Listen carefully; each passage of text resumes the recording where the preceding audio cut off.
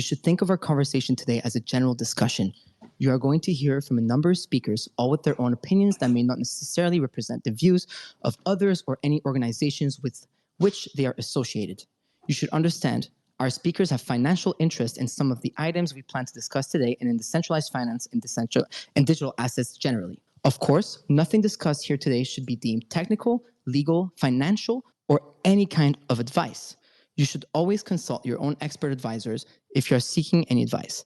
To the extent there are discussions about future plans, vision, and other forward-looking information, oh my God, he's doing a always crypto important ad. to remember that all such forward-looking information and the future generally is subject to change, risk, and uncertainties, which can change current plans and expectations. Now hold on tight, and we'll be with you in a couple of minutes. Oh my God, Donald Trump is doing a crypto ad.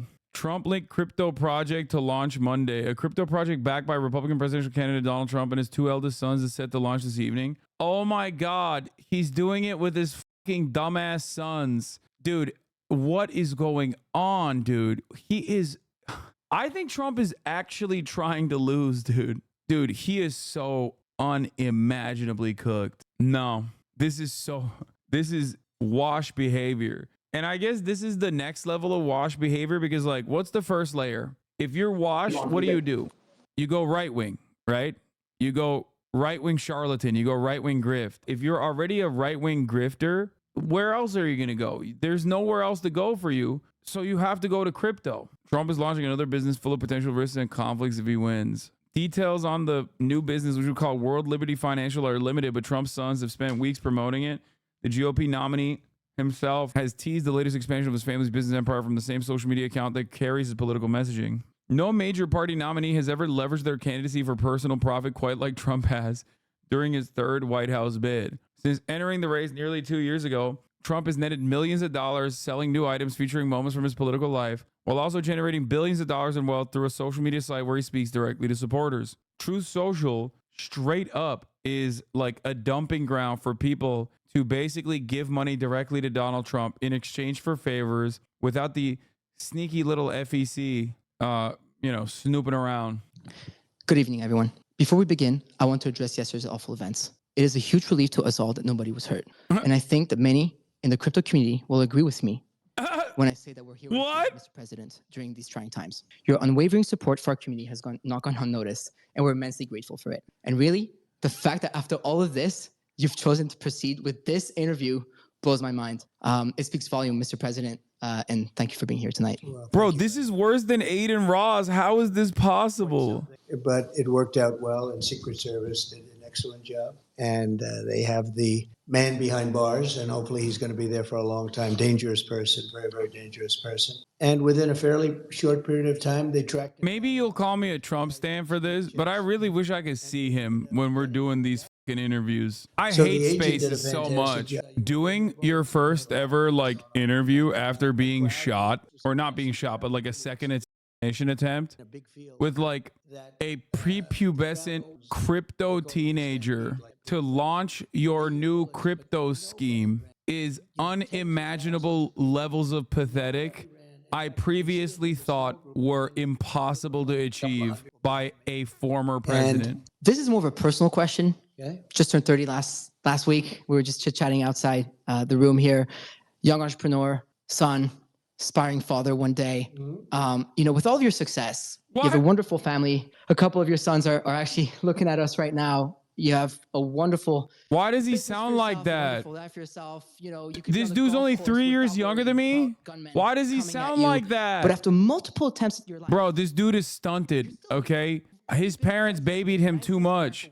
You can't sound like that, dog. At the age of 30, no way. Of the United States of America, again. I hope so. We hope so. Why do you do this? What motivates you? So we have a country that's in trouble, a country that I love. I love the people of this country, people like Corey, who just is massive Trump fan. But people like that, they're in love with the country, and they hate seeing what's happened to the country.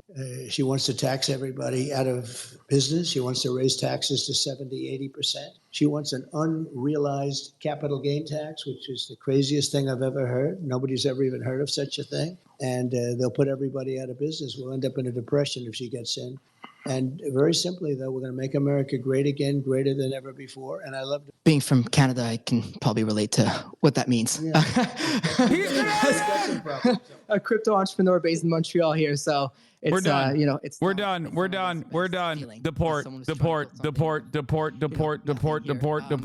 something. Deport every right-wing Canadian. Deport them now. Deport them yesterday. Deport them tomorrow. We have a real problem. We need to shut down travel from Canada until we figure out what's going on. How does this get him voters? It doesn't. It's not about voters. This is about suckers. I think his like push for crypto has less to do with like the actual robust crypto community that will inevitably, you know, swing in his favor or whatever. I think it has everything to do with how fucking stupid crypto fans are, and he's trying to farm them for revenue. So we can't have a Marxist communist president, because that's not what it's all about. So we're going to do it, and we're going to make our country greater than ever before, and you're going to be happy, and you're going to love your crypto. And as long as you have crypto, you're happy. So I know what makes you happy, nothing else but crypto. Yeah, I mean, you know, when the Twitter Spaces was officially announced and that you put the tweet out, a lot of people were like, well, who's this Farouk guy? And obviously, you know, a lot of people started digging into this Farouk guy, and you know, the main reply that was that I'm just this crypto bro. But you know what, Mr. President, I am a proud crypto bro.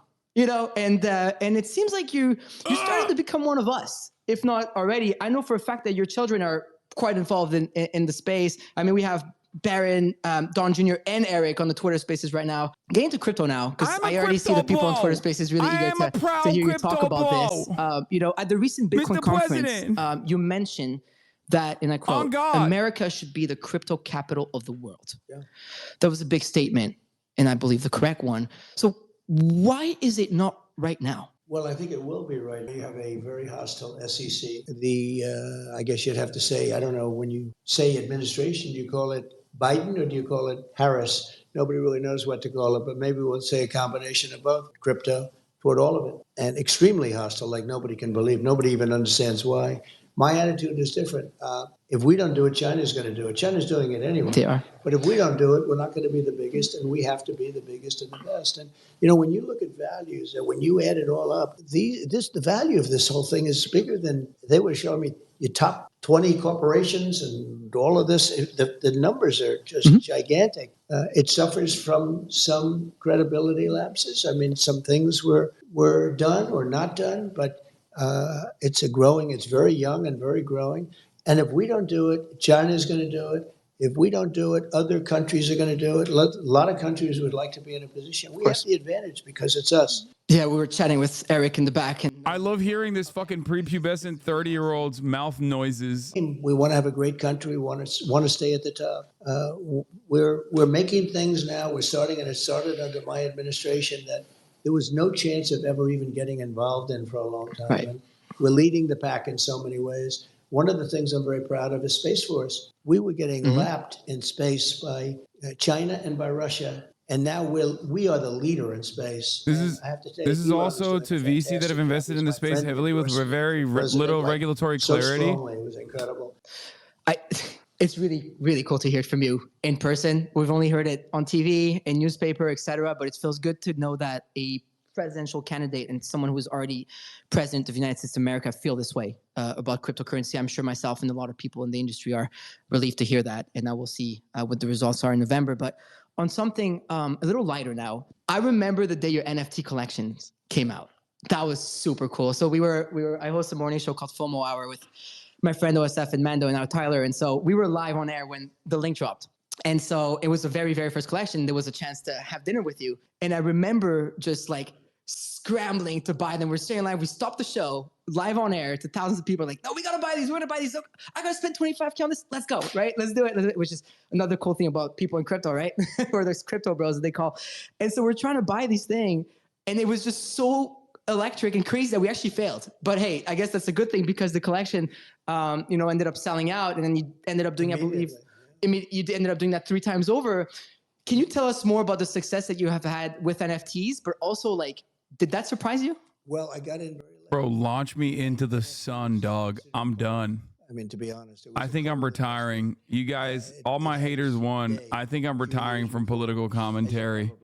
This might be the absolute dumbest thing that I've ever actually covered. Right.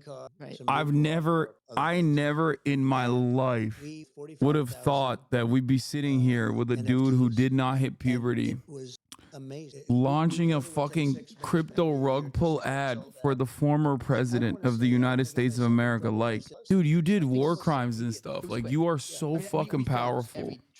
You were running the planet, and now you are doing crypto rug pulls. Like, it's like barely 24 hours after he almost got assassinated again. Oh my God. American politics, every time I think like it can't devolve further, like we can't reach a new low, I'm wrong. I'm reminded of how fucking wrong I am. I'm so goddamn wrong, dude. I'm the most wrong. What more can happen? Let's fantasize. Donald Trump does an interview with Andrew Tate. Okay, like that's it. What's left? What's out there? What hasn't he done so far? What could he do that would reduce him further? I think he will do a fucking Andrew Tate interview eventually. No, talk to a podcast probably. Talk to a podcast is an immediate improvement from whatever the fuck's going on right now. Okay? Going on the talk to a podcast would be legitimately significantly better than what he's doing right now. Okay? Like, yeah, Flat Earther Conference. Someone in the chat said that. That's a good one. That could be like one step below this. Or I think Flat Earther Conference or like an Andrew Tate interview. I think he's gonna end up doing an Andrew Tate interview. Like, it seems to me like the more he has a hard time going above 50% in key states, the more he debases himself. Like, he's gonna go on fucking Andrew Tate, and then he's gonna go to the Flat Earthers Conference, and then after that he's Patrick Bet David is a leg up. Patrick Bet David is a step up from this. I just fuck.